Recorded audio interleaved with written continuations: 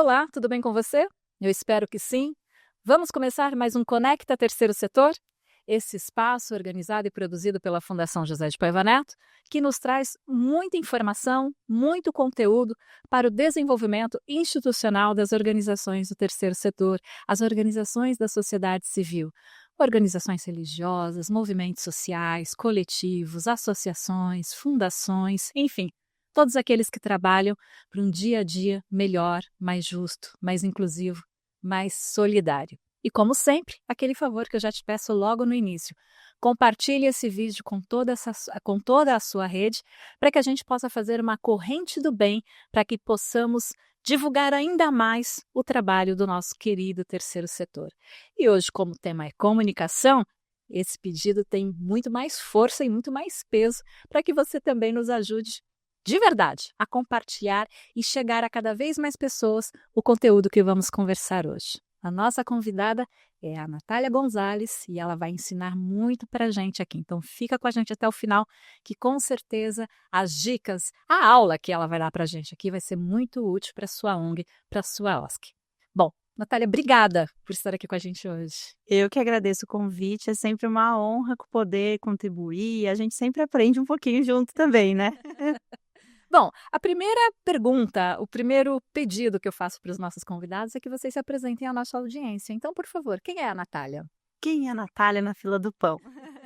Bom, eu sou acisense de nascença, bauruense de coração e paulinense de morada. Então, tudo isso no interior de São Paulo vai justificar meu porta-porteira-portão aqui, tá? Então, é só um início importante. Mas também eu sou amante da comunicação de causas e uma eterna bailarina. E no âmbito profissional, sou relações públicas de formação, fiz meu mestrado em comunicação mobilizadora e atuo já há quase 15 anos com projetos sociais, com comunicação, seja no terceiro setor, seja em multinacional, ou seja nos últimos 5 anos empreendendo o S-Lab, que é um negócio de impacto social que atua para o fortalecimento do terceiro setor. Diz para mim, por que comunicar no terceiro setor? Qual que foi o gatilho que te trouxe para esse mundo? Eu acho que tem várias coisas, mas uma coisa que me vem à mente primeiro, eu costumo dizer que a minha causa é comunicar causas. Então, né, porque se todo mundo pergunta: mas qual que é a causa que te faz seu coração?" Eu falei: "Gente, comunicar causas é a minha causa". E eu acho que isso vem de alguns lugares. Primeiro que a minha formação é em universidade pública. Então a gente tem ali contato com diversos projetos de extensão. O meu TCC foi sobre comunicação pública e políticas culturais. Eu já estava andando ali um pouco nesse campo.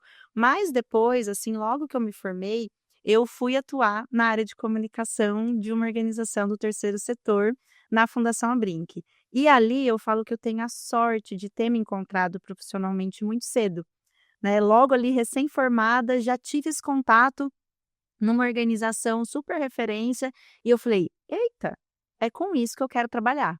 E aí eu acho que juntou essa coisa já da academia ali durante a graduação, que já tinha essa coisa mais da veia social, mesmo na universidade pública, com essa grata primeira experiência ali no terceiro setor, que eu falei: "Tudo está fazendo sentido, é isso que para mim fazia sentido as relações públicas".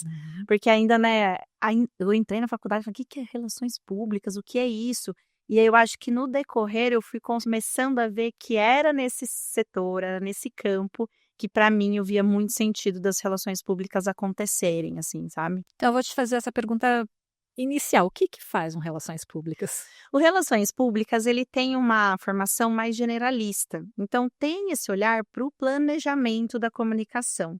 Embora no mercado a gente costuma dar como nomenclatura o cargo de relações públicas para quem atua com assessoria de comunicação, no cerne da sua essência ali das relações públicas, ela vem para pensar nessas estratégias de comunicação entre a organização e seus diferentes públicos.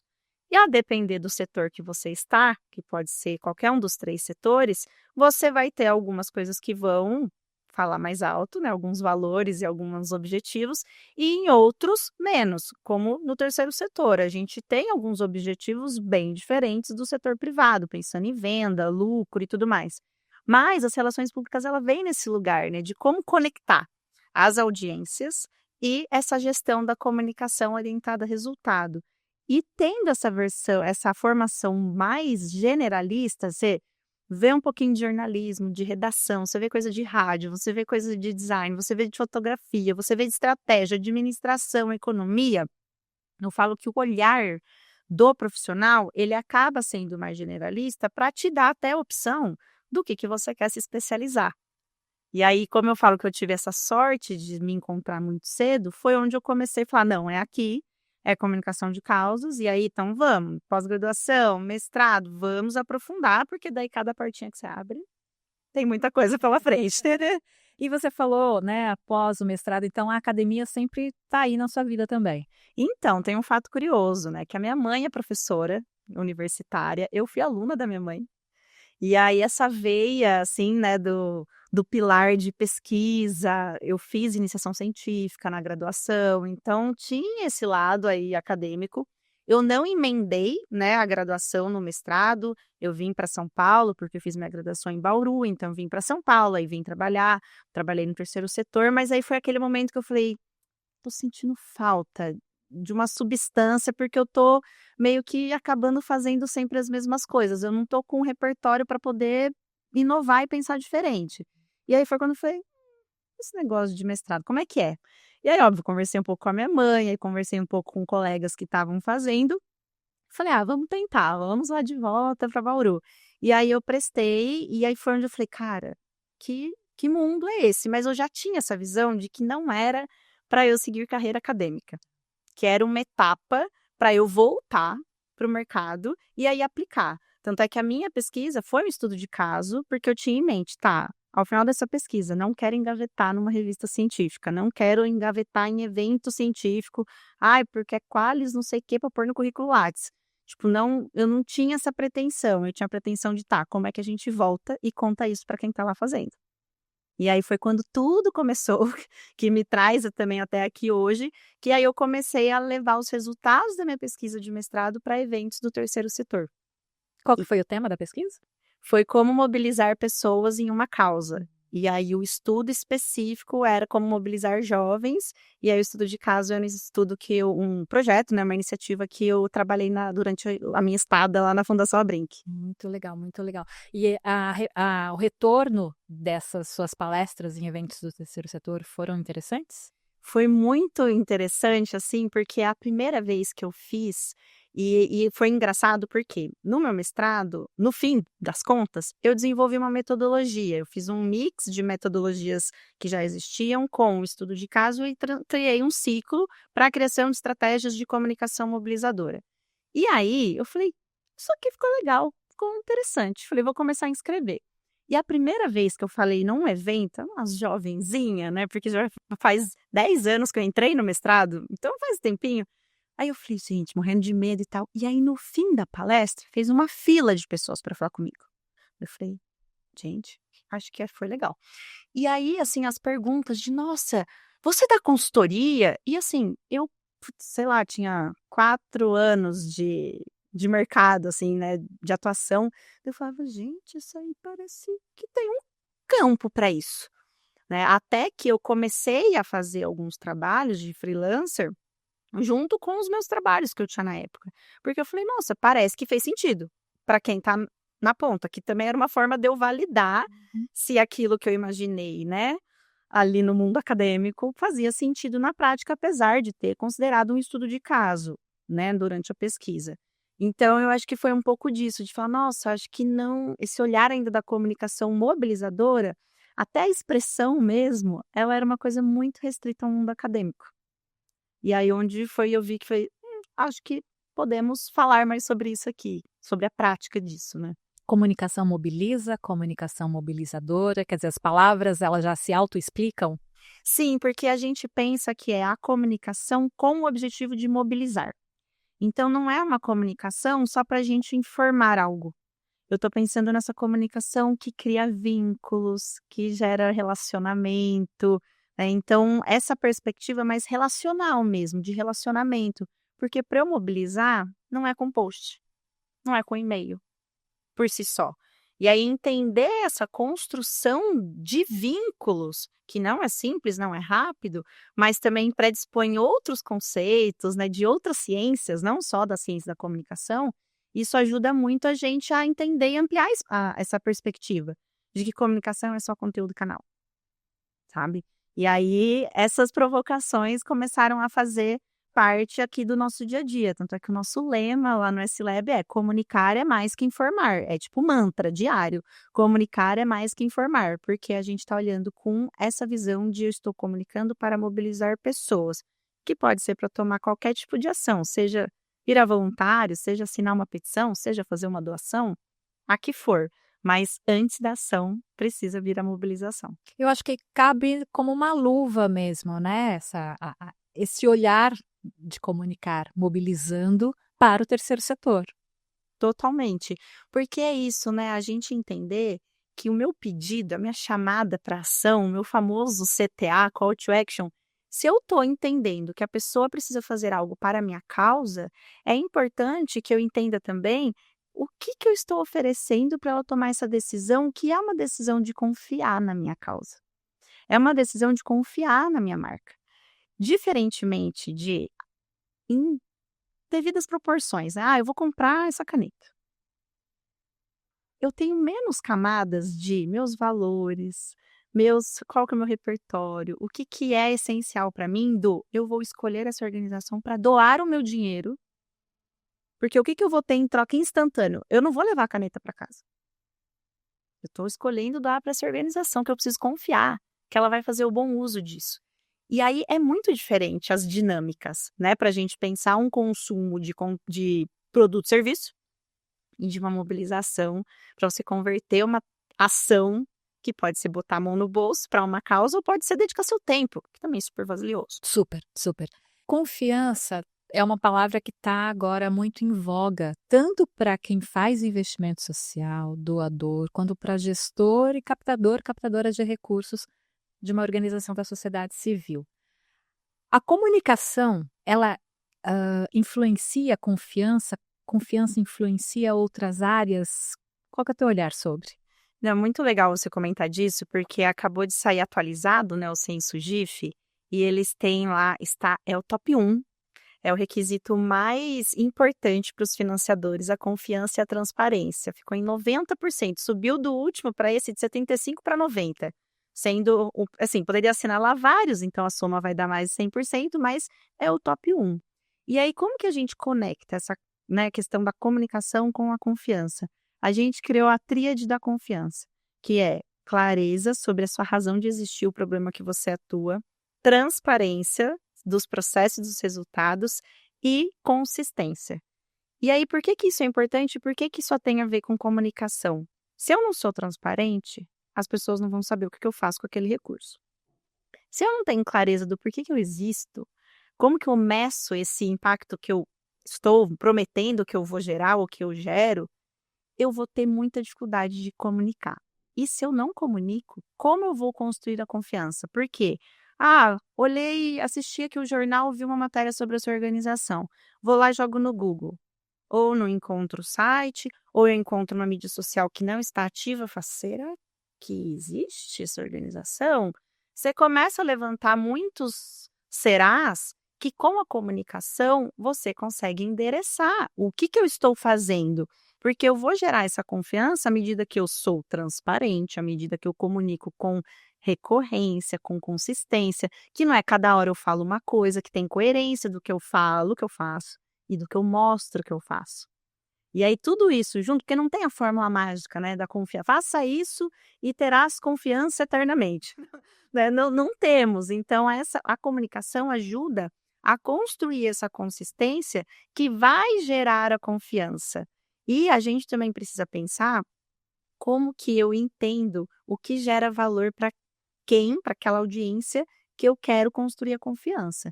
Por exemplo, quando eu tenho doadores, seja pessoa jurídica ou pessoa física, eu já perguntei para eles o que fez eles doarem e confiarem na minha organização? Ou puxar a lista daqueles últimos 5 anos. Quem é doador recorrente há 5 anos? Perguntar, viu? Por que você entrou e por que você continua? O que a gente faz que gera valor para você a ponto de você confiar na gente. E aí a gente, às vezes, fica querendo achar as respostas sem escutar, sem dialogar, sem interagir. E aí a gente está falando de comunicação. Pode até ser argumentos para melhorar a captação de recursos, melhorar o dia a dia da área programática, da gestão. Com certeza, eu falo que a gente tem um ouro na mão que a gente não usa. A gente tem informação valiosíssima.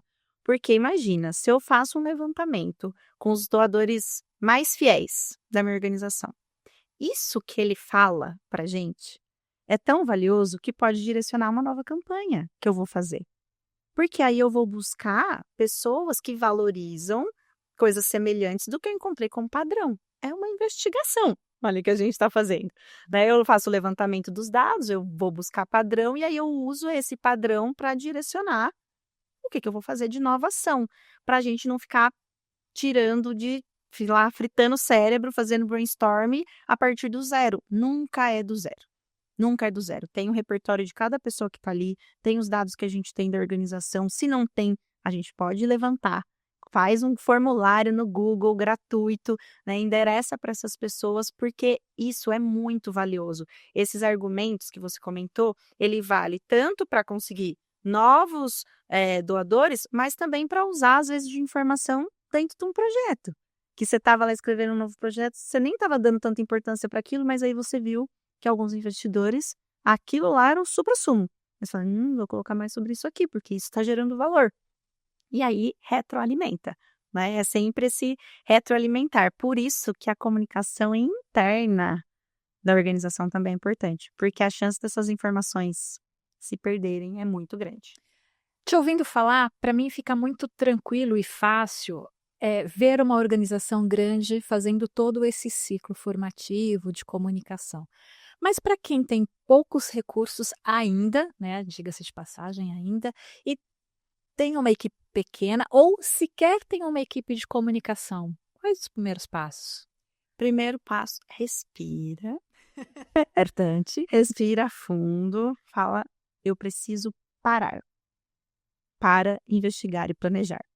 Porque é comum a gente ir no piloto automático e a gente precisa fazer, e tá apagando incêndio, fazendo mil coisas. Mas se a gente não parar, primeiro ponto, parar, a gente tende a continuar fazendo.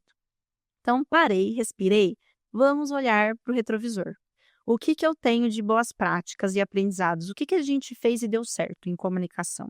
Nunca fizemos nada, Nath. Ok, tudo bem, então não temos aprendizados ainda. Mas eu tenho algum tipo de dado? Eu tenho perfil em algum canal? Fiz alguma coisa? Tenho algum histórico que eu posso puxar? Puxa o que tem. Dali, consigo olhar e analisar onde estamos até agora.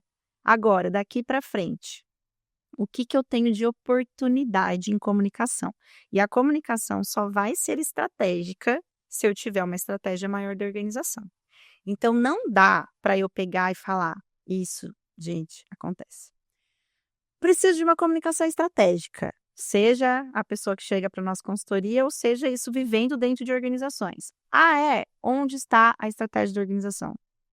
Não tem tempo para isso aí. Então, não tem como te entregar a comunicação estratégica.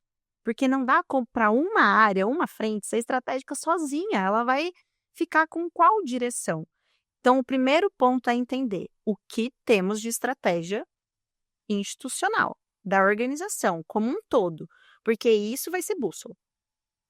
Nath, somos pequenos, não fazemos. Vamos olhar o mínimo que der. Porque se eu não tenho estratégia, e aí eu vou fazer um curso, eu vou ler alguma coisa e aprender várias coisas, eu vou sair de lá com a sensação de atordoamento total, porque eu vou sair de lá e falar, nossa, quanta coisa legal, né? Mas eu não sei por onde começar, porque eu não tenho direção. Sem a direção, eu não sei o que priorizar. Porque qual que é o próximo passo? Depois de olhar para a estratégia, eu preciso priorizar. Gente, dá para fazer tanta coisa, tem tanta coisa legal, mas a gente sabe que tem limite de recursos humanos, tem limite de recursos financeiros. Então, o que dá para fazer? E aí, esse o que dá para fazer, se eu não tenho a direção estratégica, eu vou fazer o que é mais simples, o que está ali já no meu dia a dia e que nem sempre é o que vai dar mais resultado. Define para a gente estratégia. Estratégia é essa direção. Porque se eu nasci, eu tenho um motivo para nascer enquanto organização. E aí, esse motivo, muitas vezes, na grande maioria das vezes, está vinculado a algum problema social que existe.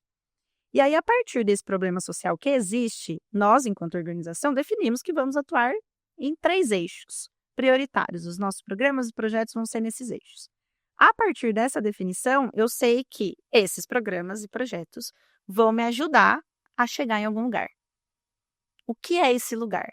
Quais são os indicadores que a gente está tentando trabalhar para mudar? O que para eu chegar nesses indicadores, eu preciso de captação para executar? E como que a comunicação pode ajudar a captação e eu atingir esses objetivos? É essa direção. Eu preciso dessa organização para eu ter direção. Por quê? Isso vai me ajudar a falar sim e nãos ao longo da minha execução, inclusive em equipes pequenas. Porque quando eu tenho estratégia, não quer dizer você chega para mim e fala assim, Nath, consegui um investimento maravilhoso, assim assado, eu vou falar, ai, não está na minha estratégia. Não. O que é a estratégia? É onde você vai colocar esforço intencional para aquilo, é um esforço ativo. Se chegar algo que você não teve um esforço direto para fazer, a sua avaliação vai, não, isso aqui está de acordo com os nossos programas e projetos. Eu posso falar sim, ou não, isso não vou fazer puxadinho para atender essa necessidade. E aí eu falo um não com embasamento, porque eu tenho a minha estratégia definida de onde a gente está querendo chegar, quais são os indicadores que eu quero mudar. Então, a estratégia, eu não tenho essa definição simples, mas para mim ela é tipo bússola. E se eu estou sem a bússola ajustada, É porque você começa atendendo criança, daqui a pouco você está atendendo jovem, daqui a pouco você está atendendo meio ambiente, daqui a pouco X. fazia um edital aqui. Não, mas e se a gente fiz... A missão da instituição, a estratégia da instituição, né? Realmente tem que ter um cuidado muito especial, né? Que é para além da comunicação. Muito. E aí, eu falo que a comunicação, às vezes, ela é a área que evidencia alguns desalinhamentos anteriores. Nem todo problema de comunicação é da área de comunicação. E a grande maioria não é. Pelo que a gente tem visto aí nos últimos anos, não é. Porque se eu estou com dificuldade de ter um entendimento, uma mensagem, né, que as pessoas entendam, se eu estou com muita dificuldade nisso, é porque antes tá bagunçado. E aí a gente começa a identificar aonde é esse antes.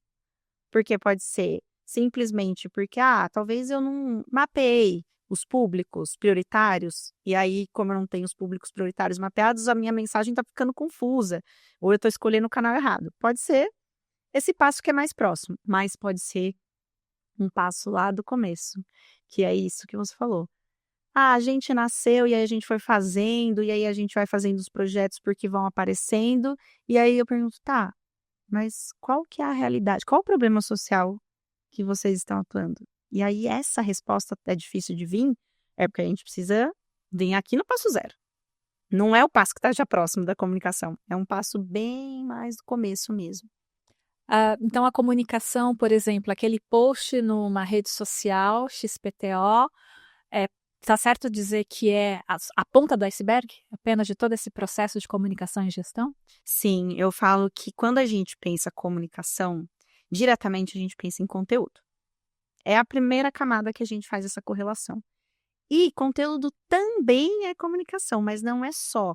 E quando a gente pega a peça, né, tipo o post, o e-mail, ele é essa pontinha que, se essa pontinha não tá com uma base ali de estratégia, de direcionamento, de entender o que eu quero que as pessoas percebam, o que eu quero comunicar, esse iceberg não tá, né, ele tá meio bambo. E aí a gente tende a tirar conteúdo da cartola para cumprir tabela. Eu combinei que ia ter 3 posts por semana.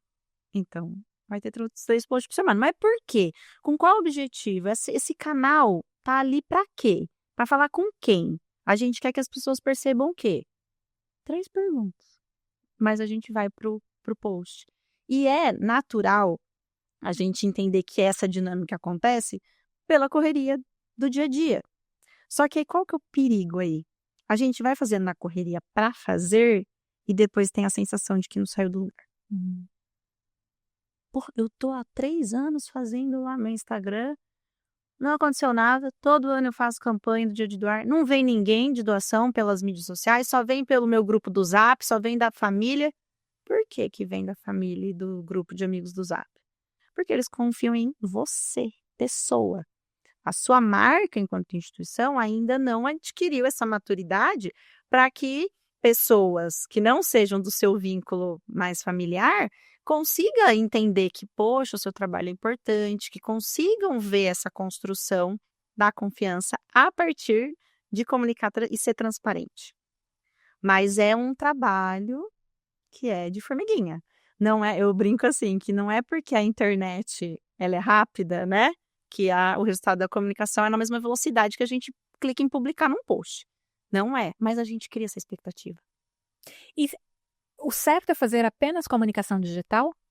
Não, tudo depende do OPA. A gente criou um acrônimo que é o OPA, que é para lembrar com luzes piscantes. Assim, pensei em fazer um post. OPA, qual é o objetivo?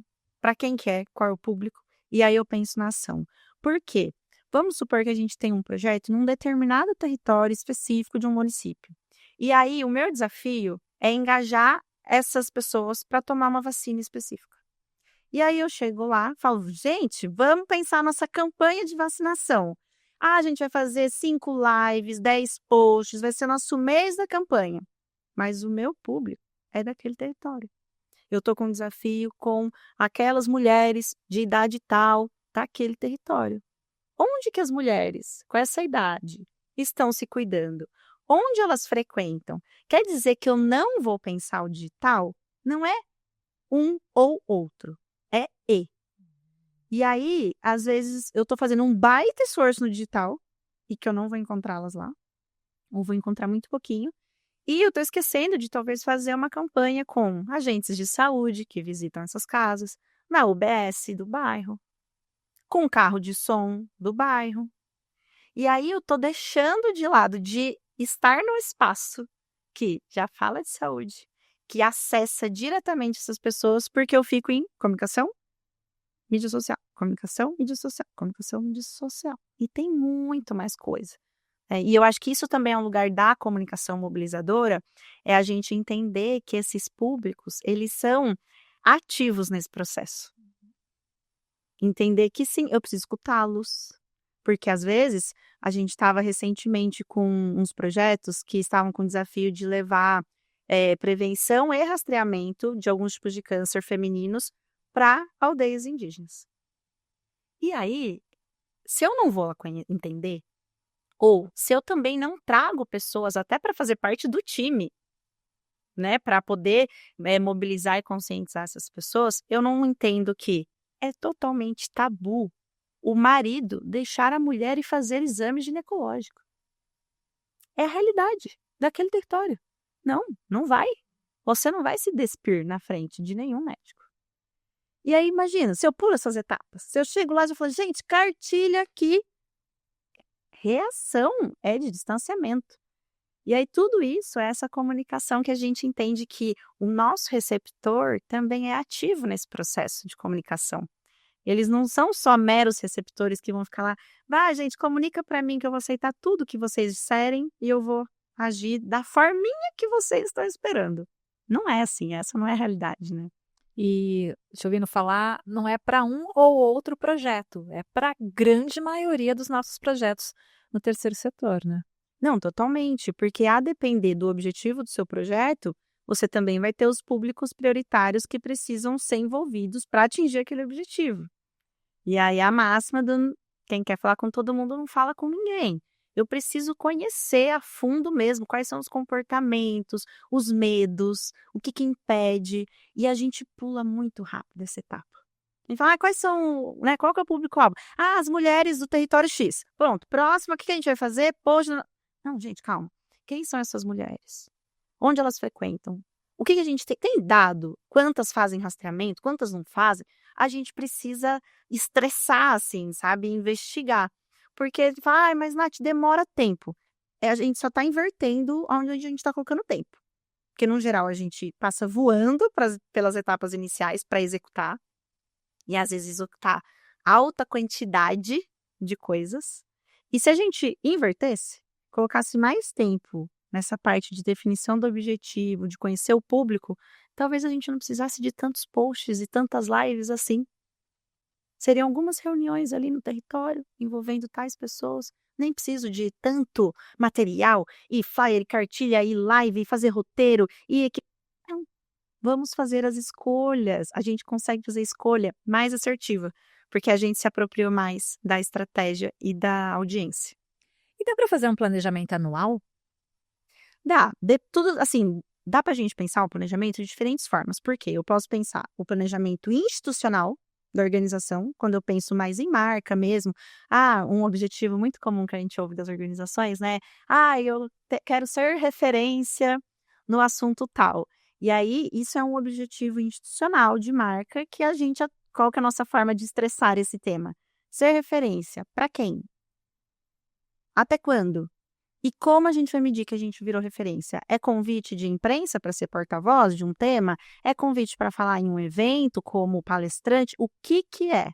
Isso ficaria num ramo de um planejamento institucional, pensando a marca. Mas eu posso ter um planejamento de comunicação do projeto. Também dentro do projeto, porque daí eu vou ter tanto as pessoas, a minha comunicação com, né, o público beneficiado direto ali e as pessoas envolvidas, mas também, por exemplo, com patrocinador, investidor. E aí eu preciso entender o que daqui do planejamento do projeto vem para o institucional. Porque eu tenho que ser transparente das ações do meu projeto e isso também precisa refletir na minha marca. Imagina, se eu estou falando de uma organização pequena, talvez é um pouco mais ok lidar com essas camadas. Mas imagina só, uma organização que tem 20, 30 projetos. A linha editorial dessa mídia social é uma maluquice, porque eles têm que fazer escolhas do que eu comunico. E essa é uma dúvida comum de organizações maiores que chega pra gente. Eu tenho 25 projetos. Eu não vou postar todo dia sobre todos, obviamente. Como que eu escolho? Tenho que olhar para a estratégia. Se a minha estratégia está ali priorizando que eu quero vender mais desses 5 projetos, porque eles estão em fase de crescimento, eles estão com mais apetite para os investidores, eu preciso falar mais deles. E aí eu vou falar menos dos outros. E aí tem que lidar com as questões internas de tipo, mas o meu só teve um post no mês.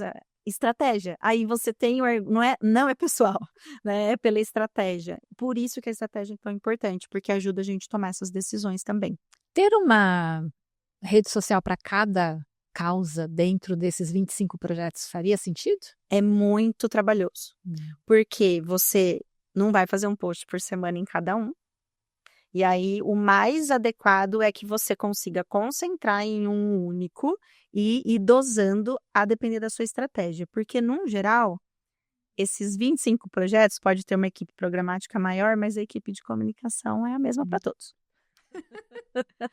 E aí, com um canal, ela já está ficando enlouquecida. O que a gente recomenda nesses casos, que aí tem mais projetos, às vezes é criar um comitê de comunicação dentro da organização, que é uma rotina que eu tenho representantes de diferentes projetos, e aí uma pessoa da comunicação, ela fica responsável por ter ali uma vez por mês, a gente faz uma reunião, como se fosse uma reunião de pauta, para levantar o que aconteceu, o que é prioritário, quais histórias apareceram que são relevantes de serem contadas, porque também para a equipe de comunicação é um desafio. Ela está no bastidor. Ela não está lá na ponta.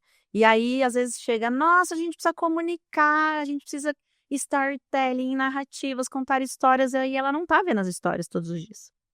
E aí, às vezes, o comitê de comunicação, mesmo para organizações menores, mas que tem esse distanciamento de quem comunica, né, quem produz o conteúdo e quem executa o projeto, é um ótimo ambiente para entender, olha, essas são os posicionamentos da nossa organização, a gente está querendo reforçar essa lembrança de marca, a gente precisa trazer mais tal coisa, aí já pega lá da estratégia. As nossas estratégias de captação de recursos para esse ano, a gente vai focar em X, Y, Z, por isso é importante a gente falar mais do projeto tal, e aí a gente tem um momento ali que essas pessoas que estão mais apropriadas do que está rolando na ponta, conseguem também alimentar a equipe de comunicação.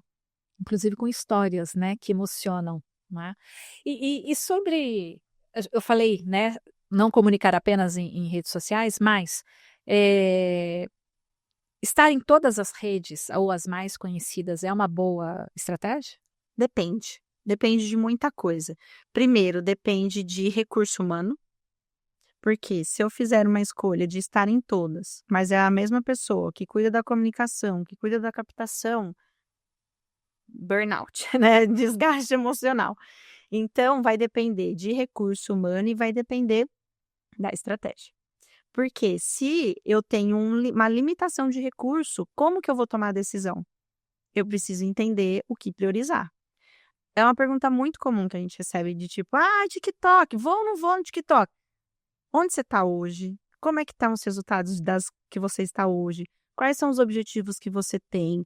Com os objetivos que você não está conseguindo alcançar hoje? É o canal que você está vislumbrando que, putz, cara, ali é um lugar que a gente tá vendo que essa audiência está usando, a gente fez análise.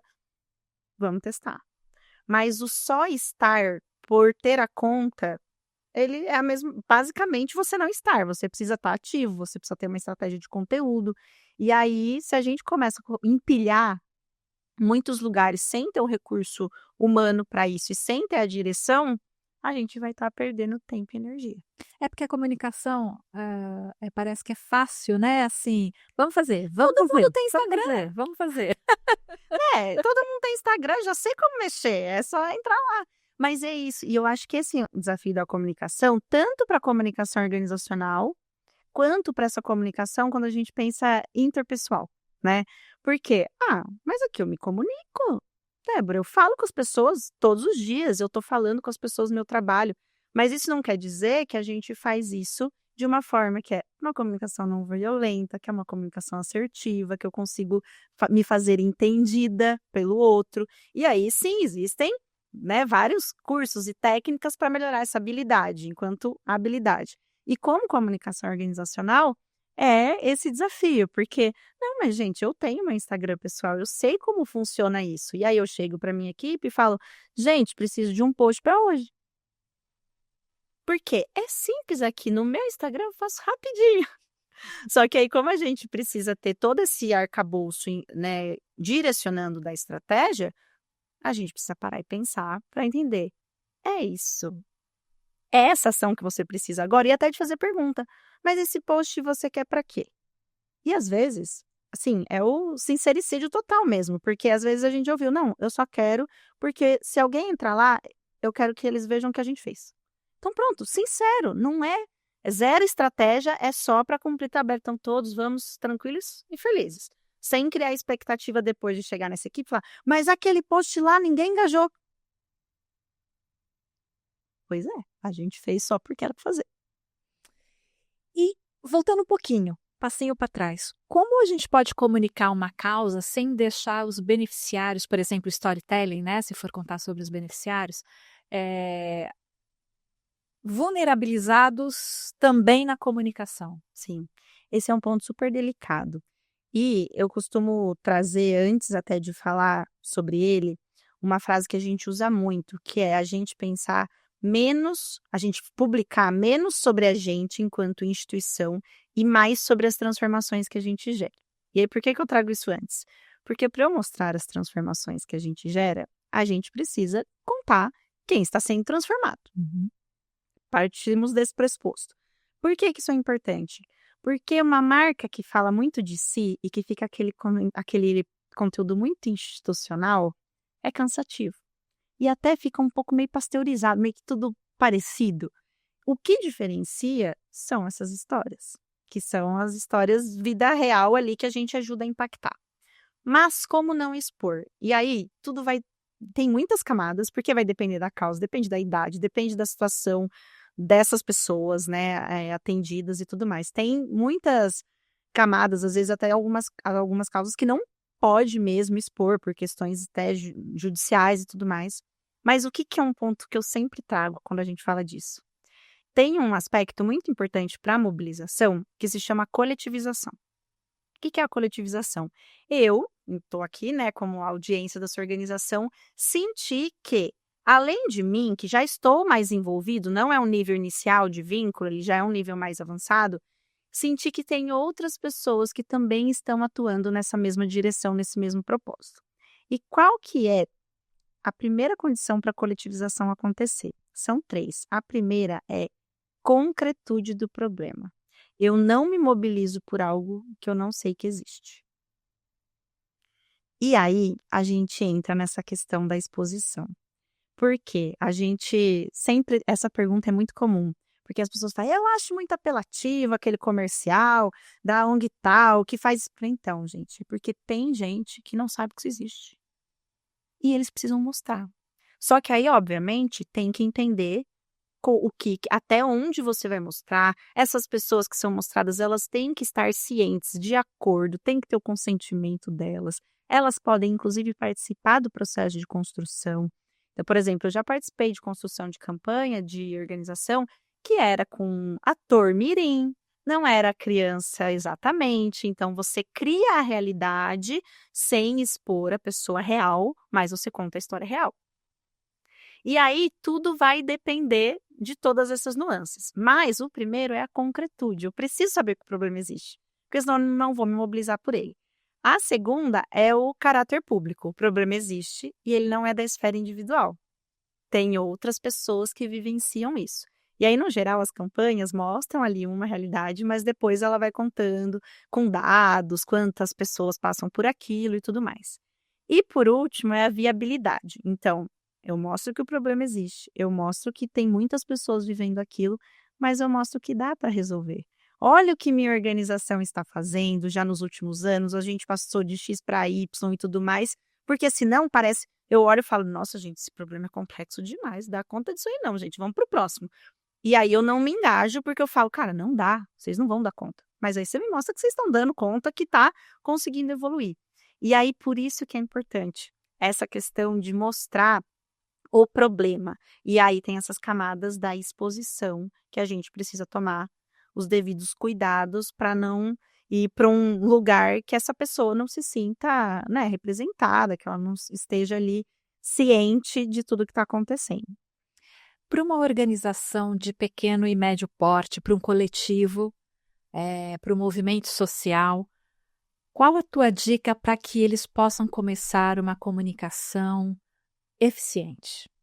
Eu acredito que o primeiro ponto, Débora, é entender o porquê que eu quero começar uma comunicação mais eficiente.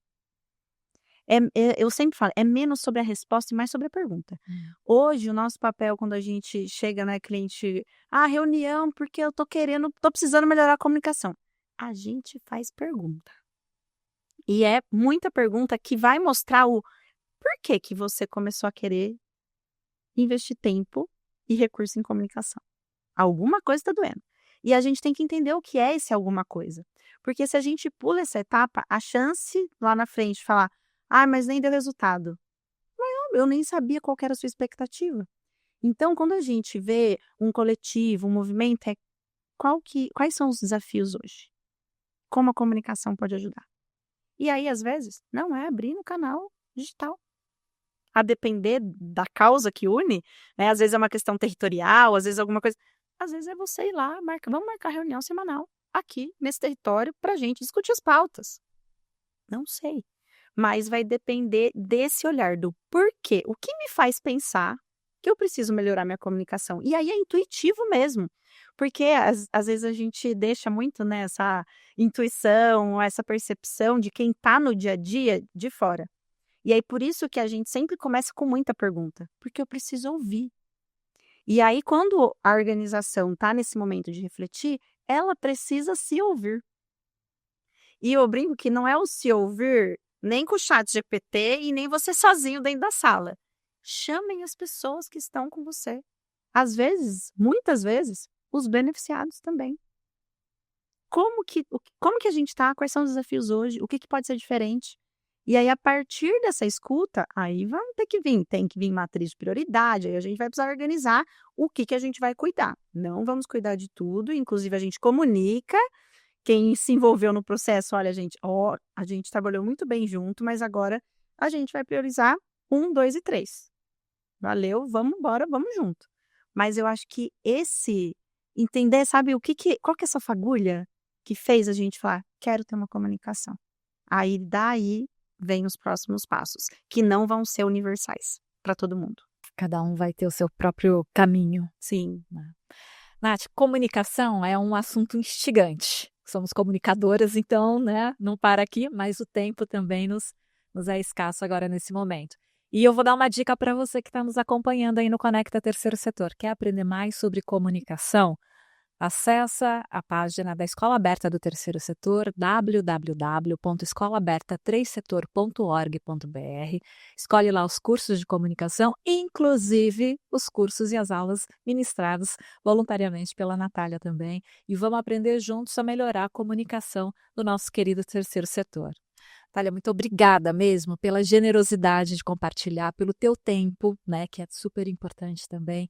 Muito obrigada mesmo. Imagina, eu que agradeço. Eu brinco que qualquer oportunidade que eu tenho para espalhar a palavra da comunicação mobilizadora, eu vou, porque eu acredito que é muito esse lugar, a gente precisa trazer essa visão cada vez mais para que a gente tenha pessoas aliadas, né, dentro das organizações, trazendo esse olhar. Então, para você que está escutando aí, nunca se esqueça, comunicar é mais que informar, e qualquer coisa que vocês forem pensar de comunicação, liga o OPA, pensa no objetivo público-ação, que eu tenho certeza que os passos vão ser mais assertivos por aí. Obrigada mais uma vez pelo espaço. Obrigada a você e obrigada a você também que esteve com a gente em mais esta edição do Conecta Terceiro Setor, sempre lembrando, uma iniciativa da Fundação José de Paiva Neto. Muito obrigada e até a próxima entrevista.